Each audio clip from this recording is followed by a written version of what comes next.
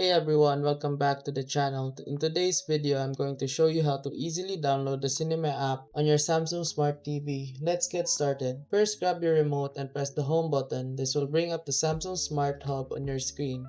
Once you're in the Smart Hub, navigate to the app section, usually located at the bottom of the screen.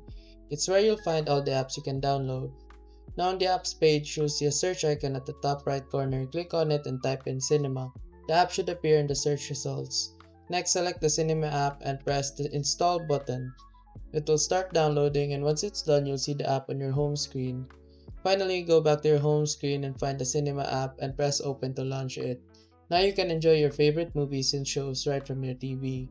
And that's it, super easy, right? If this video helped you out, don't forget to like and subscribe for more tech tips. And remember, if this video helped you fix something or saved you from wasting money, here's an easy way to support the channel. You'll find an Amazon link in the description. Bookmark it and use it whenever you shop. Whether you're buying tech or everyday essentials, a small portion of what you already spend helps support the work here at no extra cost to you. And trust me, Amazon won't even notice. If you want to support directly, you can also buy me a coffee or check out the phone accessory store link below.